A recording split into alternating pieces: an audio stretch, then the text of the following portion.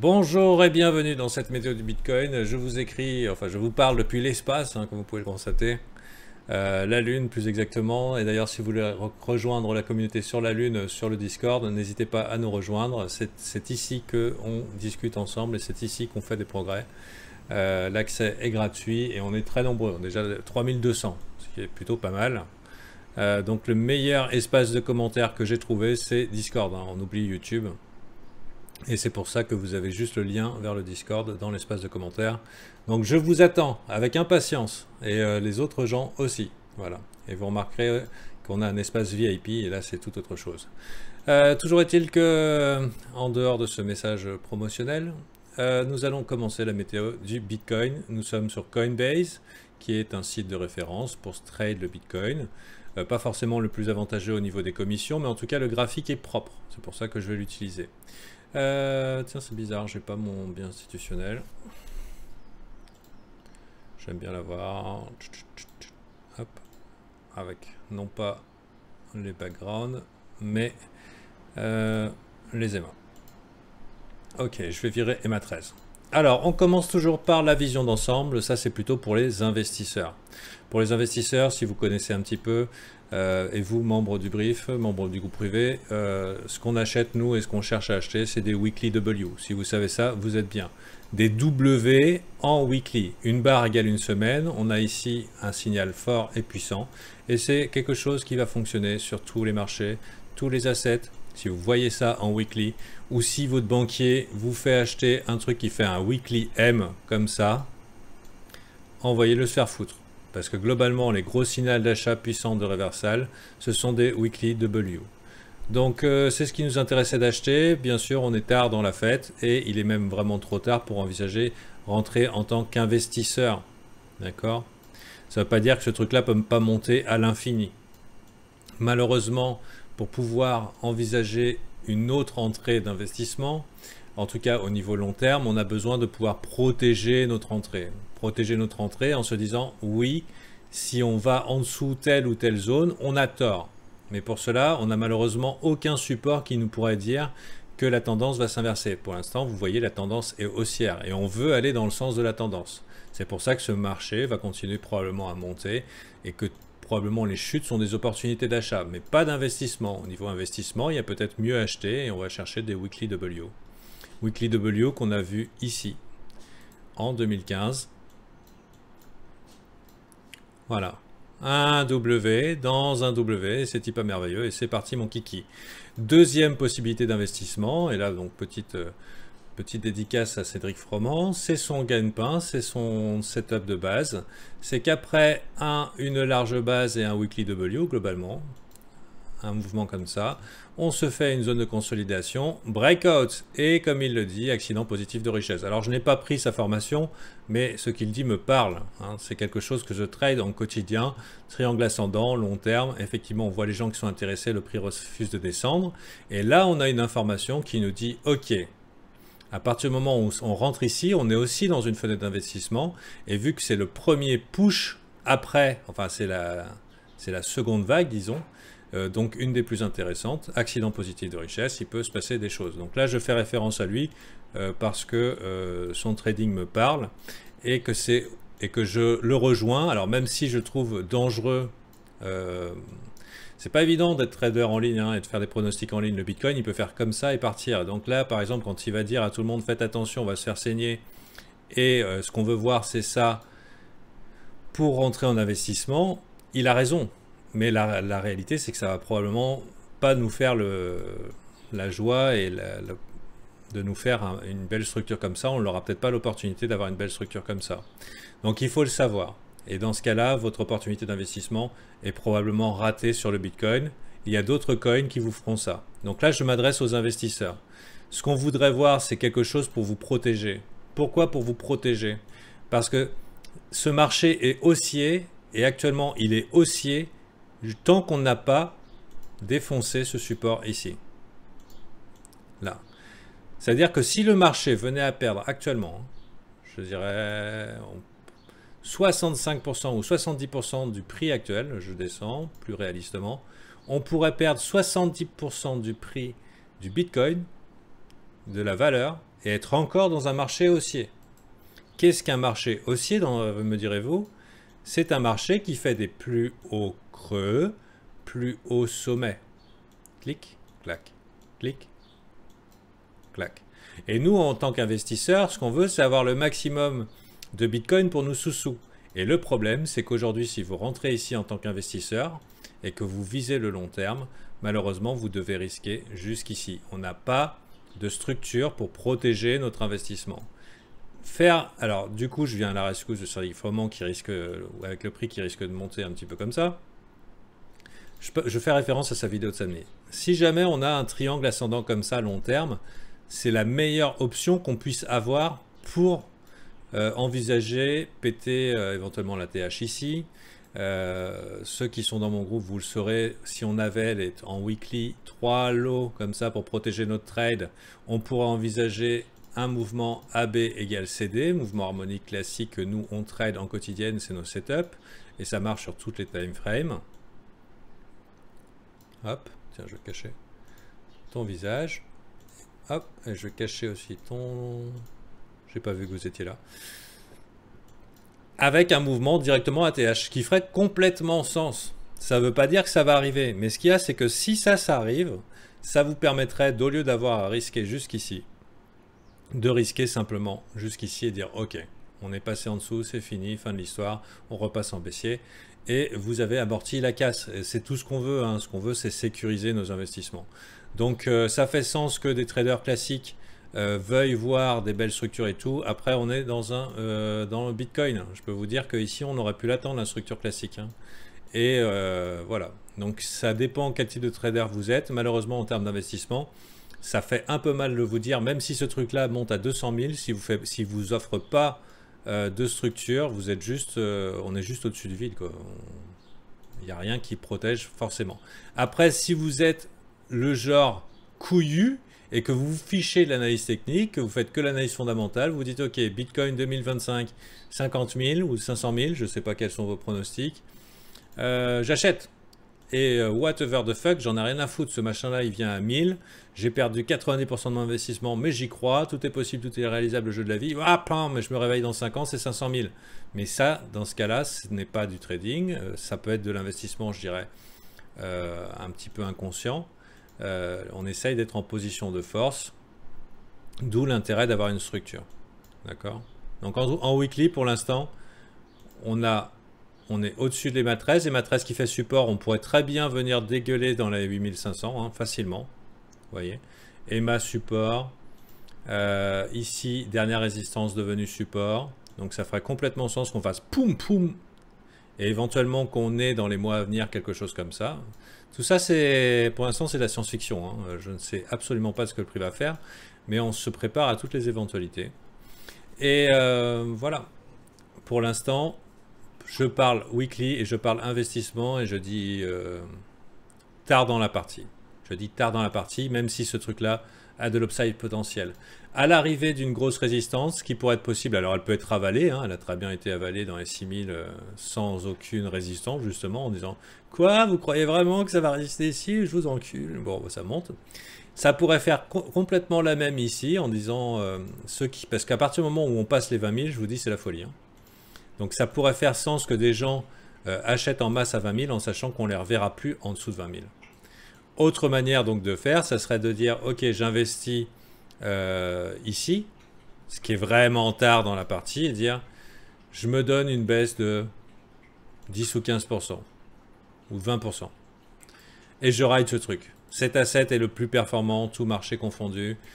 Je me mets 20% de stop loss et je le fais avancer avec le prix. Le truc il monte, tant mieux. Et mon stop loss il avance. Voilà, c'est ce qu'on appelle un trailing stop. Au fur et à mesure que le prix avance, je fais avancer mon trailing stop. Si le machin vient à dégueuler, je sors. Mais c'est pas vraiment de l'investissement. C'est du trading un petit peu agressif.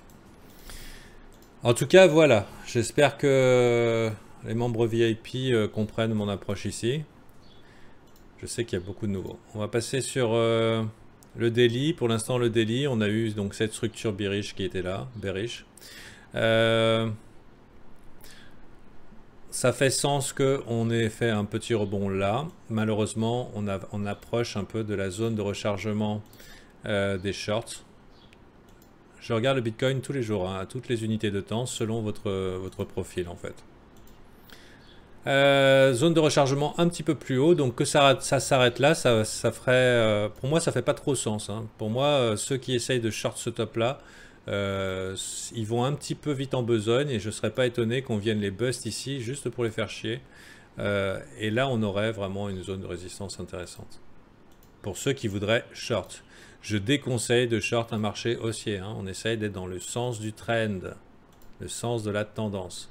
Et tant que le biais institutionnel EMA 9, EMA 18 est décroisé, bah, les institutions cherchent les longues. Hein. Donc globalement, si on n'a pas ce que cherche notre ami, c'est-à-dire la belle structure en triangle, etc., etc., en weekly, on peut l'avoir en daily ou en 4 heures. Malheureusement, voilà, c'est un marché sous stéroïdes et ça peut très bien faire PAM comme ça et le signal est là. Et adios muchachos, ça continue. Hein. Je pense que ceux qui vont se mettre en travers de ce camion à toute vitesse, je pense qu'ils vont prendre cher. Mais bon, après ça, j'ai un biais, j'ai un trade ouvert aussi, il faut savoir. Hein. Actuellement, je hold du Bitcoin. J'ai un stop qui doit être par ici, je ne sais pas exactement. Et j'ai un trade ouvert, donc j'ai tout intérêt à voir que ça monte, mais je suis OK avec l'idée de perdre puisque mon risque est mesuré selon mon plan de trading. Si vous voulez un plan de trading, ben c'est ce qu'on apprend à faire ensemble. Ici en daily, donc pas vraiment beaucoup d'informations, sinon qu'on arrive sur une petite zone de combat, donc à voir. Grosse réjection ici au niveau des mèches, donc c'est une zone particulièrement bien défendue, c'est plutôt positif. EMA 13 continue de faire support. On n'a pas besoin de voir le biais institutionnel plus longtemps parce qu'il sert simplement à savoir dans quel sens on va chercher les trades. Et pour l'instant, les opportunités, les dumps sont des opportunités d'achat. 11 089, il faudrait que je vois où j'ai mis mon stop, je vais essayer de mettre juste en dessous au cas où.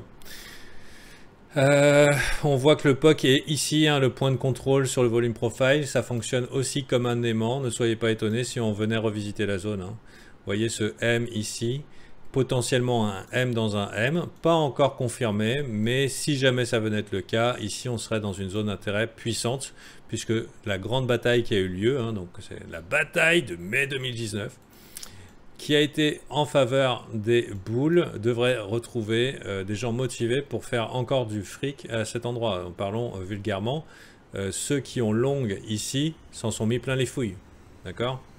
Et quand on s'en met plein les fouilles, on a vachement envie de recommencer. Donc ça fait une zone d'achat intéressante. Là, je parle psychologie des supports et résistances. J'ai fait une vidéo sur le sujet.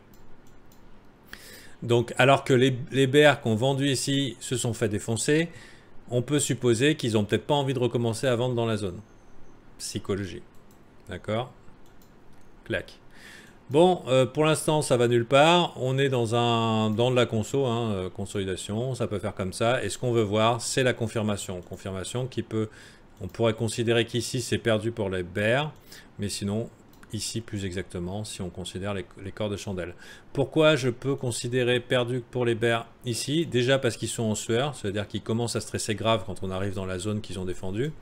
Mais en plus de ça, c'est que vu qu'ils l'ont défendu ici, le plus gros des volumes par rapport au corps de chandelle, puisque les chandelles à chaque fois ont fermé pile poil à ce prix 12 950, on peut penser qu'il y a eu d'énormes volumes de vente exactement ici, et si on venait à passer au-dessus, les mecs voudraient sortir en évitant de perdre et se retrouveraient potentiellement acheteurs. Donc ça va être des zones à surveiller, ça va être celui-là pour dire ok, ce truc-là a posé un bottom, c'était le dernier arrêt pour avoir du Bitcoin pas cher, et sinon c'est soit on perd ici ou ici, pour se dire ok c'est fini, on passe en tendance baissière. Là on passe clairement en tendance baissière si on passe en dessous ici, hein. Et attention à tous ceux qui vont dire buy the dip, parce que ça risque de... Enfin, tant qu'on ne verra pas la structure positive, ça risque de continuer vers le bas. Je vous rappelle qu'on est en haussier tant qu'on n'a pas défoncé cette structure ici, là, celle du point de contrôle. J'espère que ça s'éclaire. Maintenant on va regarder en 4 heures pour voir des inversions de tendance. C'est la time frame qui nous permet de faire du swing trading, mais Enfin voilà, un mélange, ça veut dire swing trading, mais on en a pas pour 15 jours avant de voir la résolution de notre trade. C'est généralement des trades qui durent sur la semaine et qui vous permettent de bien gérer votre temps libre sans y passer la vie devant. On a eu ce gros M, le trade 1 est joué, on va le dire. Hein, hop, il y a quelqu'un qui tient à montrer sa caméra noire. Le trade est joué, il a été avalé. Je vous rappelle que ici c'est un V-bottom. V-bottom, alors c'est boule, hein, un V-bottom c'est très boule, même c'est un signe fort de réjection d'une zone.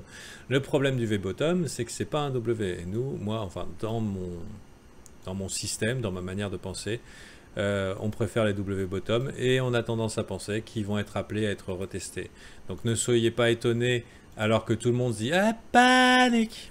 Hop, qu'en fait on vient de faire comme ça, pile poil en zone de rechargement, hein, normal, on devrait voir une réjection dans les 0,618, 0,786 si ce truc est vraiment un boule, et là c'est finito les bears, hein, finito les bears, on vient de faire le W, on a posé un putain de bottom et c'est parti mon kiki, ici YOLO quoi, YOLO. Et quand je dis YOLO, c'est que je vais pas mettre 1% de mon capital, c'est le genre de trade où je vais être à volonté 5%. Voilà, ceci étant dit, c'est ma manière de trade.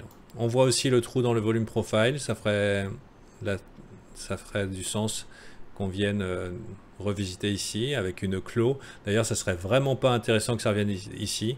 Si on revenait ici et qu'on se retrouve coincé, parce que le clos, ça fonctionne comme une griffe et ça pourrait être, on pourrait se rester coincé là-dedans vraiment longtemps et ça ferait chier.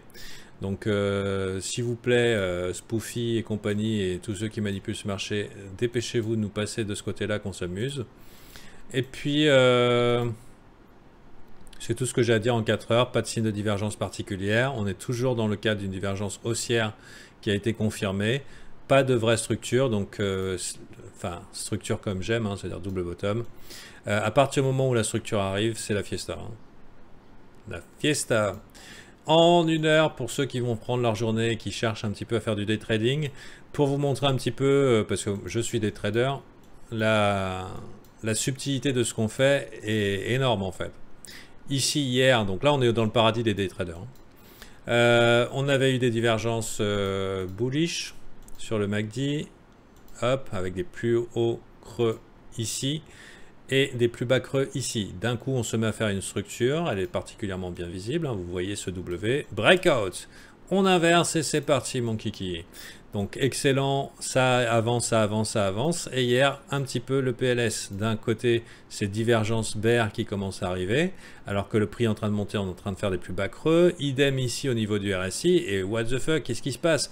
Est-ce qu'on va tout perdre? Donc là, ça commençait à être en sueur. En tout cas, personnellement, je me dis, merde, comment on va faire? Qu'est-ce que je vais faire ici?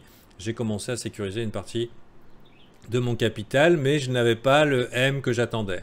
Tout d'un coup, je vois la chose se consolider et faire des higher high. Et je me suis dit, ok, on est parti sur un mouvement haussier. Clac. Clac. Avec une target. Donc là, c'est pour vous montrer la réalité, le quotidien du day trader. Avec une target potentielle ici. D'accord? Ou alors on aurait pu la considérer un petit peu plus conservatrice. On peut dire mouvement haussier harmonique. On le fait entre ici, clac, je clone. Et comme par hasard, c'est exactement ici que ça s'arrête. Les professionnels ont pris profit. Donc ça c'est pour la continuation haussière. Mais bien sûr, grosse frayeur ici. Puisque en fin de journée, ça commence à nous faire un M. Et je vous rappelle que le M n'est pas confirmé tant qu'on n'a pas break. Et donc, on est tout simplement dans une situation de gambling, de pari. Et on a deux situations possibles. Là, on va faire, voilà. Soit on a un W qui se confirme, soit on a un M qui se confirme ici. Et entre les deux, on ne sait pas. Et nous, notre métier de trader n'est pas de deviner d'avance. Et ils sont bien cocus ceux qui l'ont fait, parce que globalement, c'est du bol. Mais ici, c'est la baston. Et personne ne savait comment c'était joué. Alors, c'était dans le sens de la tendance, long terme, etc., etc. Mais globalement, tant que c'est pas là, ou tant que c'est pas là, c'est du gambling. C'est un pari, c'est pile ou face. Donc, il faut le savoir. Et moi, personnellement, je suis resté dans mon trade parce que mon trade n'avait pas été dévalidé tant que j'aurais pas eu perdu là. Donc, je suis rentré dans mon trade de continuation hier. Pour un mouvement ABCD, ma target n'est pas encore atteinte. Peut-être que je vais me faire stop, on verra bien.